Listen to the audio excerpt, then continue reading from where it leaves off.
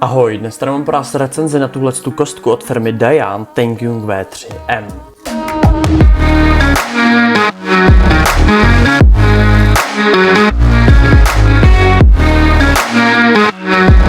Tahle kostka vám přijde v takovéhle velice krásné krabičce z velice pevného papíru.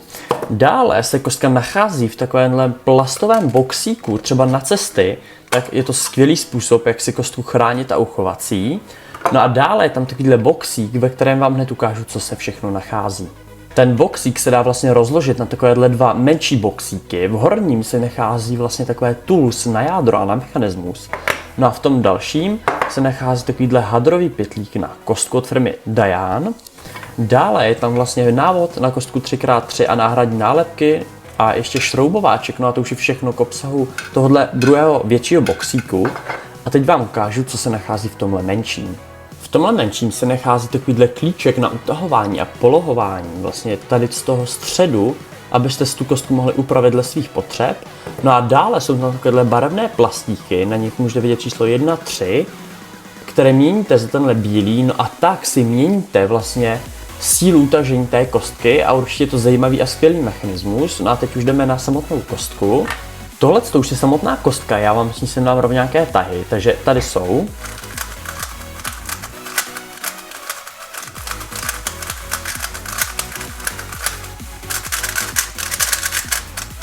Musím říct, že tahle kostka se otáčí opravdu skvěle a je opravdu neuvěřitelná. Ta lehkost, se kterou se tahle kostka otáčí a vlastně ta 100% plynulost, vlastně opravdu tahle kostka se mi nestalo, že by se nějak zadrhla.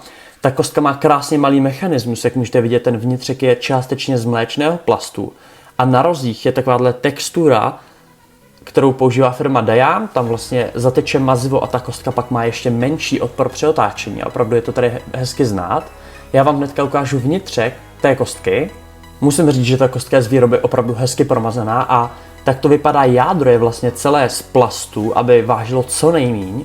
Opravdu vypadá hodně lehce a tak to vypadají samotné ty dílky. Jak můžete vidět, je opravdu hodně použitý mléčný plast. Takto jsou tady použity magnety a jinak jsou ty dílky z mléčného plastu, jak rohy, tak trošičku i ta hrana. Opravdu předností téhle kostky je ten minimální odpor při otáčení.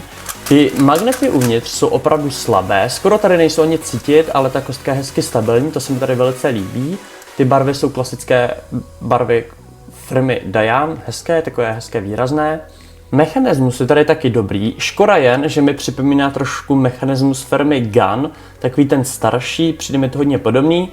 Každopádně vy tam máte takový klíček, který dáte na tohle a otáčíte tím kostku a pak si ještě můžete vyměnit tady to bílé za buď zelenou nebo oranžovou a to značí to, že ta kostka bude víc nebo méně utažená. Tak mechanismus za mě určitě není špatný, ale přijde mi to jako taková trošku napodobenina firmy Gun. No a tohle to už by mohlo být všechno k téhle kostce. Tuhle kostku bych doporučil pro opravdové pokročilé cubery.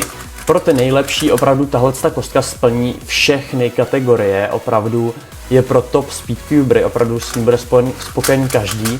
Ta kostka je hrozně tichá při chodu, opravdu ten odpor je tady minimální. Za tyhle peníze, co tahle kostka stojí, opravdu neseženete, bych řekl, lepší kostky než tuhletu. Opravdu vám ji můžu doporučit. Odkaz na tuhle kostku naleznete dole v popisku, já se s váma tady loučím, no a zatím ahoj.